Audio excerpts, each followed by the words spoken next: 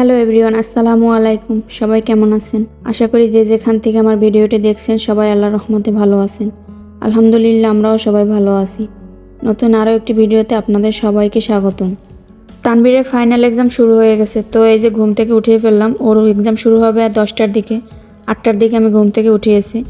ঘুম থেকে ওঠানোর পরে আগে আমি ওকে দেখিয়েছি যে কিভাবে কি করবা, কতবার রিভাইজ দেবা, মানে মোট কথা সকালবেলা একটু টাচ দিয়েছি যে কি আসবে আসলে। যদিও এর আগে অনেকবার ওয়ার্কশিট কমপ্লিট করছে, তারপর একটু ঘুম থেকে ওঠানোর পর আসলে একটু দেখিয়ে দিয়েছি যাতে করে আবার সব কিছু মনে থাকে, স্কুলে গেলে আবার না ভুলে যায়। তা ঘুম থেকে ওঠানোর পর আসলে এই লেখাপড়া করার পর খেতে চাচ্ছিল না, ও ডাইরেক্ট এক্সাম দিতে চলে যাবে। তো বললাম যে আসলে কিছু একটা খাওয়া লাগবে, স্কুলে আজকে টিফিনও দিয়ে দেওয়া যাবে না, ভারী খাবারও খেতে চাচ্ছে না। তো এখানে অরেঞ্জ কেক দিয়ে দিলাম, ওর আবার অরেঞ্জ কেক খুবই পছন্দ। তো এখানে অরেঞ্জ কেক দিয়ে দিয়েছি আর সাথে 1 গ্লাস দুধ দিয়েছি। তো এই যে একটু একটু খাচ্ছে, খেতে মনে না চাইলেও আসলে একটু জোর করে খাইয়ে দিয়েছি। এখানে দুধ প্রথম অবস্থায় মুখে দিয়েই ভয় পেয়ে গেছে, ভাবছে অনেক গরম, মানে সহনীয় গরম ছিল, খেতে পারবে। তো পরে ধীরে ধীরে আবার খেয়ে নিয়েছে।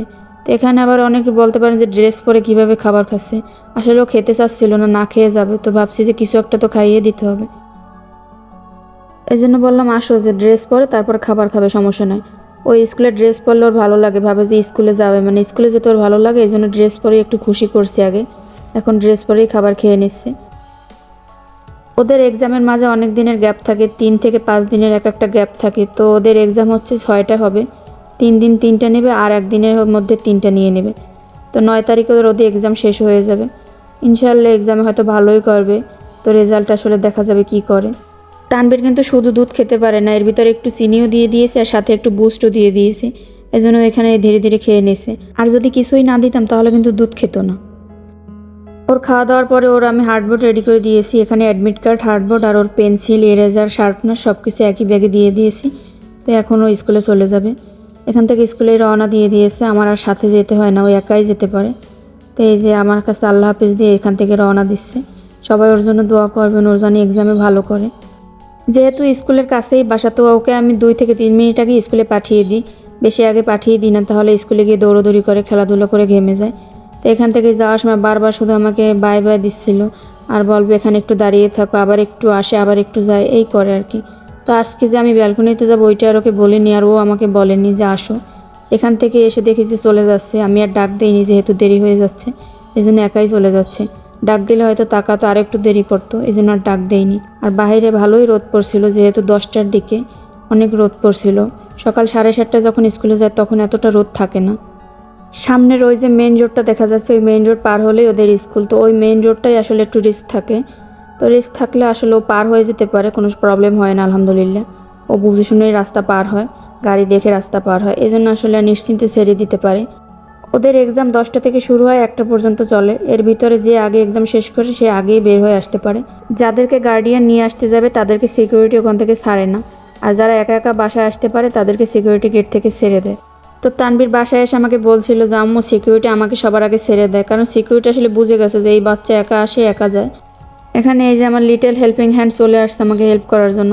ওকে আমি সন্ধ্যার পরে পড়তে বসিয়েছিলাম, তো পড়তে বসে ওরা আবার পুডিং খাওয়ার ক্রেভিং উঠেছে, মানে পুডিং খাবে তো খাবেই। তো পুডিং বানাতে আসলে যেহেতু সময়ও বেশি লাগে না, ওকে আমি বলছিলাম যে আমি পুডিং বানাই, তুমি লিখতে বসো না, সে আমাকে হেল্প করতে যাবে। তো আমাকে হেল্প করে তারপর নাকি এবার লিখবে।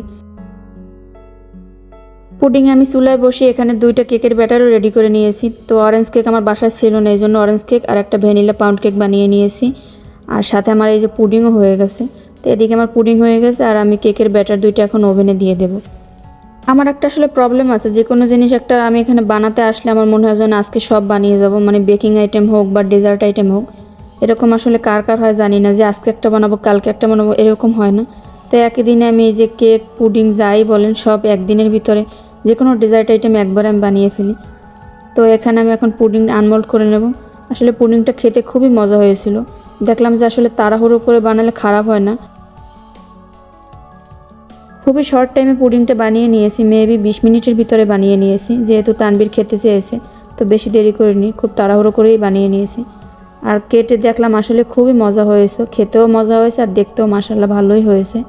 তো একটু পরে দেখেন আসলে তানবীর খেয়ে কী রিয়াকশান দেয়। এই 20 মিনিটের ভিতরে তানবীর মনে হয় 3 থেকে 4 বার জিজ্ঞেস করছে পুডিং হয়েছে। তো এসে দেখে গেছে আসলে পুডিং আমি উঠিয়েছে কিন্তু গরম, এজন্য খেতে পারবে না। ও আবার পাশের বাসায় ওর ফ্রেন্ডের সাথে খেলতে গেছে আর আমাকে বলে গেছে যে ঠান্ডা হলে পুডিং আমাকে খেতে ডাক দিও। তো ঠান্ডা হয়েছে, তো এখন আমি কেটে নিচ্ছি আর ওকে আমি এখনও ডাক দেইনি, একটু পরেই ডাক দেবো। তো মাশাল্লাহ পুডিং খেতে খুবই মজা হয়েছিল, দেখতে যেমন তেমনই হোক খেতে খুবই মজা হয়েছিল। আসলে পুডিং অনেক শক্ত হলে আমার ভালো লাগে না, এরকম একটু নরম থাকলে ভালো লাগে। অনেকে হয়তো শক্তও পছন্দ করে, আমার কাছে এরকম নরম ভালো লাগে। আমি এখন একটু টেস্ট করে নিছি তানভীরকে খাওয়ানোর আগে আসলে ও পছন্দ করবে কি না। ও এরকম নরম পছন্দ করে, কিন্তু একটু মিষ্টি বেশি হওয়া লাগে। তো খেয়ে দেখছি না, মিষ্টি ঠিক আছে, ও খেতে পারবে। তো এখন ওকে ডাক দেবো, এরপর ওকে দেবো, আসলে দেখি ও কেমন লাগে ওর কাছে। পুডিং যেহেতু ওই খেতে চেয়েছে আর ওর জন্যই তাড়াহুড়ো করে বানিয়ে নিয়েছি। এই যে দেখেন এখানে ওর প্লেট সহকারে দিয়ে দিয়েছি যাতে ও খুশি হয়ে যায়, আর খুশিও হয়েছে। এই যে দেখেন এখন খেয়ে নিচ্ছি, এখানে আমি পিস পিস করে কেটে দিয়েছি। এখান থেকে আমরা ও চিন্তা করেছি তুমি খাও, বলছি যে তুমি সব খাও, এরপর যদি থাকে তাহলে খাওয়া, মানে ওকে আসলে খুশি করার চেষ্টা। এখান থেকে আসলে সব খেতে পারিনি, 2 পিস খেয়েছিল, এরপরে আমরাই খেয়ে নিয়েছি এখান থেকে। আর সবার খাওয়ার পর এরপর বাকি যা ছিল আমি আবার ফ্রিজে রেখে দিয়েছি, এরপর আবারও খেয়ে নেবে। বাসায় আমরা সবাই পুডিং পছন্দ করি, তাই পুডিং বানালে আসলে বেশি দিন ফ্রিজে থাকে না, 2-1 দিন হয়তো থাকে। আর পুডিংও আমি 2-3 দিন পর পর পুডিং বানাই। এখানে আমার কেকও প্রায় হয়ে আসছে, প্রায় 90% হয়ে গেছে আর 10% বাকি আছে। তো একটু পরে আমি কেকও নামিয়ে নেব এখান থেকে। এরই মধ্যে তানবীরের বাবা আবার বলছিল আজকে রাতে খিচুড়ি খাবো, খিচুড়ি রান্না করো। তো এরপর আমি খিচুড়ি রান্না করার জন্য সব কিছু রেডি করে নিয়েছি। এখানে চাল, ডাল, মুরগি আর যত মশলা, আলু সব কিছু আমি এখানে রেডি করে নিয়েছি। এখন ঝটপট করে রান্না করে নেব। সৌদি আরবে আসার পর থেকে এখন পর্যন্ত আমার মুরগির মাংস দিয়ে খিচুড়ি রান্না করা হয়নি, দেশে অনেকবার রান্না করেছি। এখানে আসার পর গরুর গোশ, খাসির গোশ কিংবা উটের গোশ দিয়ে আসলে খিচুড়ি রান্না করা হয়েছে। তো এখানে এই যে একটা ফ্রিজে একটা মুরগি ছিল, তোর বাবা বলে আজকে মুরগি দিয়ে রান্না করো, অনেক দিন হয়েছে মুরগি দিয়ে কোনো খিচুড়ি খায়নি। মানে ওর বাবা তো যখন খাচ্ছিল তখন বলছে যে 2-1 বছরে নাকি মুরগির মাংস দিয়ে আসলে খিচুড়ি খায়নি। তো এখানে এই যে খিচুড়ি আমি রান্না করার জন্য এক পাশে আমি মুরগি কষানোর জন্য মশলা কষিয়ে নেব, আর এক পাশে আমি চাল ভেজে নেব। তো প্রথমে আমি চাল ভাজার আগে আমি এখানে বেরেস্তা করে নিচ্ছি। আগে পেঁয়াজ বেরেস্তা করে নেব, এরপরে ওই ফ্রাই প্যানেই আবার চাল ডাল ভেজে নেব, আর এ পাশে তো মুরগির জন্য মশলা কষিয়ে নেব। খিচুড়ি তো আসলে সবাই কম বেশি রান্না করতে পারে, কেউ হয়তো খুব ভালো রান্না করতে পারে, কেউ একটু কম ভালো রান্না করতে পারে। তো আমি হয়তো কম ভালো রান্না করার মধ্যে একজন, খুব বেশি ভালো রান্না করতে পারি না। তো এখানে আমি রেসিপি একার আসলে দেখাচ্ছি না, যতটুকু পারছি ততটুকু দেখানোর চেষ্টা করতেছি। তো এখানে আমি পেঁয়াজ বেরেস্তা ভেজে নেওয়া শেষ, এরপর আমি এখানে চাল ভেজে নেব। আর আমি কিন্তু এখন চাল ডাল একটু হলুদ দিয়ে ভেজে নেব, অনেকে হয়তো হলুদ দিয়ে ভাজে না, অনেকে মশলার ভিতরে হলুদ একটু বাড়িয়ে দেয়। আমি এখানে হলুদ দিয়ে চাল ডাল ভেজে নেব, আর মশলার জন্য যতটুকু প্রয়োজন ততটুকুই দেব। আচ্ছা, আমি এখানে ইউটিউব অ্যানালাইটিক্স করে দেখতে পাচ্ছি যে অনেকে আমার ইউটিউব চ্যানেল নাকি সার্চ দিয়ে তারপর আমার ভিডিও দেখেন। আসলে আপনারা কারা জানি না, তো আপনারা যদি আমার ভিডিও দেখেন এরকম সার্চ দিয়ে দেখার কি দরকার।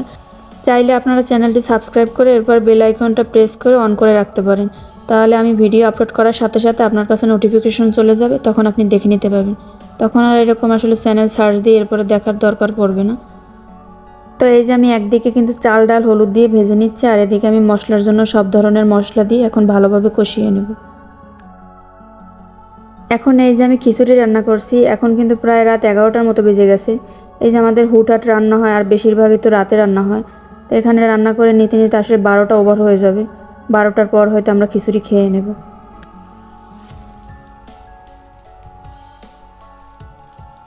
এখানে এই যে আমার মশলাও ভালোভাবে কষিয়ে নেওয়া হয়ে গেছে। তো এখন আমি মুরগি দিয়ে ভালোভাবে কষিয়ে নেব। বেশিরভাগ সময় আমি মুরগি আগে একটু তেলে ভাজি করে নিই, তারপরে সেটা রান্না করি। তো আজকে যেহেতু রাত অনেক হয়ে গেছে, টাইমও বেশি নেই, এই জন্য আমি এই মুরগিটা ভালোভাবে কষিয়ে তারপর রান্না করব। তেলে ভাজি করে আর সময় নষ্ট করব না। একটু তাড়াহুড়ো করেই রান্না করে নিচ্ছি, তানবীরকে খাইয়ে আবার ঘুম পাড়িয়ে দিতে হবে, যাতে দেরি না হয়ে যায়, তাই একটু তাড়াহুড়ো করেই রান্না করে নিচ্ছি। যেহেতু মুরগি দিয়ে রান্না করছি আসলে 1 ঘন্টার ভিতরে হয়ে যাবে, বেশি দেরিও হবে না। গরুর মাংস কিংবা খাসির মাংস দিয়ে রান্না করলে হয়তো একটু বেশি দেরি হতো। এদিকে খিচুড়ি রান্না করতে করতে ওদিকে যে ওভেনে কেক ছিল আমি ভুলেই গিয়েছিলাম। ওভেন ওদিকে বন্ধ হয়ে তারপর আমার কেকও প্রায় চুপসে গেছে। মানে আসলে ওভেন বন্ধ হওয়ার সাথে সাথে কেক বের করে আবার র্যাপিং করে রাখতে হয়। তো আমার তো মনেই ছিল না কেক ওদিকে, মানে ওভেন বন্ধ হয়ে কেক ওভেনের ভিতরেই ছিল আর এই যে চুপসে গেছে। এর থেকে কিন্তু আরও ফুল ছিল, কিন্তু এই যে বন্ধ থাকার কারণে চুপসে গেছে আবার। কিন্তু চুপসে গেলেও আসলে কেক প্রপার বেক হয়েছে আর খেতেও মজা হয়েছে। তাই এখন আমি এই যে অরেঞ্জ কেকটা পিস পিস করে কেটে নিয়ে এবার বক্সে রেখে দেবো। আর ভ্যানিলা পাউন্ড কেকটা হয়তো আমি ড্রাই কেক করে নেবো, কেননা আমরা ড্রাই কেক অনেক পছন্দ করি। আর তানবীরের জন্য আমি এই অরেঞ্জ কেকটা রেখে দেবো। কেকগুলো কিন্তু মাশাআল্লাহ অনেক সফট হয়েছিল আর খেতেও অনেক মজা হয়েছিল। অরেঞ্জ কেকটা এই যে দেখলেই হয়তো বুঝতে পারছেন কী পরিমাণ সফট, আমি কাটতেও পারছিলাম না, একদম ভেঙে ভেঙে যাচ্ছিল, এত পরিমাণ সফট ছিল। আর যেহেতু বাটার দিয়ে বানানো, খেতেও মাশাআল্লাহ অনেক মজা হয়। এদিকে আমি মুরগির সাথে আলুও দিয়ে ভালোভাবে কষিয়ে নিয়েছি। এখন আমার মুরগি আর আলু ভালোভাবে কষানো হয়ে গেছে। এখন আমি ঝোল দিয়ে এরপর চাল আর ডাল একসাথে দিয়ে দেব। কিন্তু আজকে আমার দুর্ভাগ্যবশত মোবাইলে আমার লাস্ট পর্যন্ত চার্জ ছিল না, তাই আর আমি একদম লাস্ট পর্যন্ত দেখাতে পারিনি, সরি। কেননা লাস্টে খিচুড়িটা কেমন হয়েছে শুরু থেকে দেখিয়েছি, আসলে শেষ পর্যন্ত দেখাতে পারিনি, এই জন্য আমি দুঃখিত। তো চার্জ না থাকার কারণে দেখাতে পারিনি, এ পর্যন্তই আমার লাস্ট দেখানো লাগছে। আজকের ভিডিওর কোনো অংশ যদি আপনার কাছে একটু ভালো লেগে থাকে, চাইলে আপনি আমার চ্যানেলটি সাবস্ক্রাইব করে পাশে থাকতে পারেন। সবার সুস্থতা কামনা করে আজকের ভিডিও আমি এখানেই শেষ করে দিচ্ছি। ইনশাআল্লাহ নেক্সট ভিডিওতে আবার দেখা হবে। সবাই ভালো থাকবেন, সুস্থ থাকবেন। আল্লাহ হাফেজ। আসসালামু আলাইকুম।